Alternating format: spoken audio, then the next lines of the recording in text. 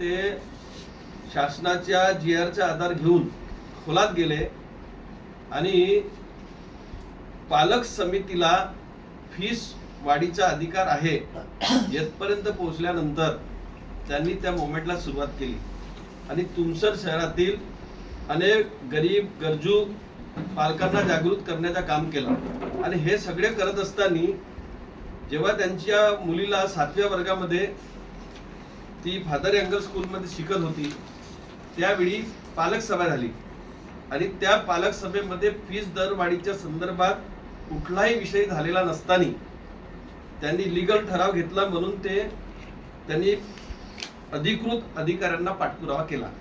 शिक्षणाधिकारी, गट शिक्षणाधिकारी, BDO, सभापती, जिल्हा परिषदचे सभापती, collector, CO, director, deputy director शासनापर्यंत पाठपुरावा केला।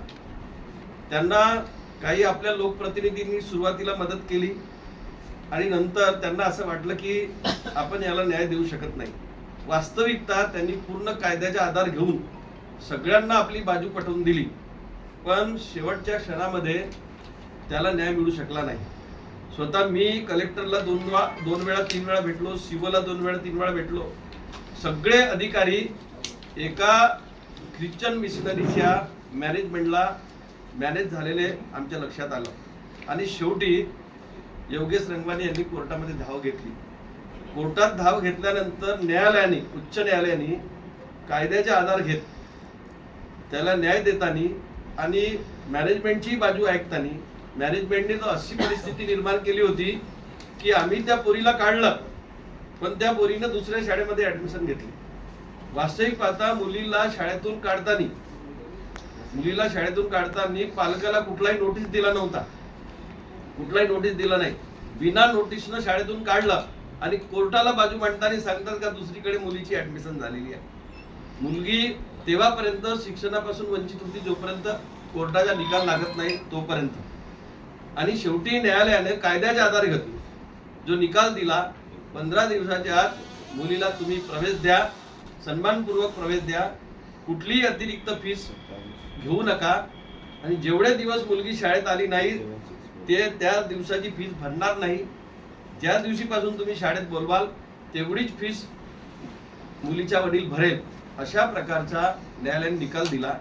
मला आपल्या माध्यमातून अनेक बिचारे गरजू पालक आहेत, वेळेवर फीस भरायला पैसे राहत नाही, पोरं CBSE शाळेमध्ये शिकतात, भंडाऱ्यातही आहेत, जिल्ह्यातही अनेक ठिकाणी आहेत, तालुक्याच्या ठिकाणी CBSE शाळा आहेत, पण यांची ज्या पद्धतीनं मोनोपल्ली चालते आणि शिक्षण विभागापासून जिल्हा प्रशासन आणि राज्याच्या प्रशासन ज्या पद्धतीनं म्हणजे ह्या जे CBSE शाळेला मदत करते त्या पद्धतीनं पालकांना कुठल्याही प्रकारची मदत होत नाही। कायदे फक्त कागदावरच राहिलेले आहेत आणि कागदावर असलेल्या कायद्याला वाचा फोडण्याचं काम आमचे कार्यकर्ते, सामाजिक कार्यकर्ते योगेश रंगवानी यांनी केलं। त्याबद्दल मी त्याला खूप खूप धन्यवाद देतो आपल्या सगळ्यांच्या माध्यमातून।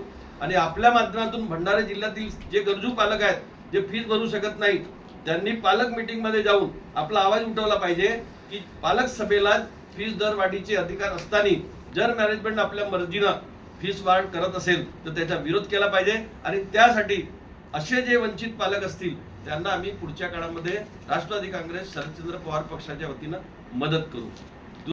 के अंतर्गत प्रारंभिक शिक्षा से किसी भी बच्चे को वंचित किया नहीं जा सकता, इसीलिए अपना जो इस बच्ची को निकाला गया है उसकी टीसी रद्द की जाती है। जो टीसी दी गई है 27 मार्च 2025 को जो टीसी स्कूल ने दी थी वो टीसी रद्द की गई है, ऐसा कोर्ट ने ऑर्डर दिया। और दूसरे ऑर्डर में ऐसा बोला है कि बच्ची को पुनः प्रवेश दिया जाए, वो भी बिना शुल्क लिए, विलंब शुल्क बिना लिए बच्ची को पुनः प्रवेश दिया जाए, ऐसा करके कोर्ट ने ऑर्डर दिया।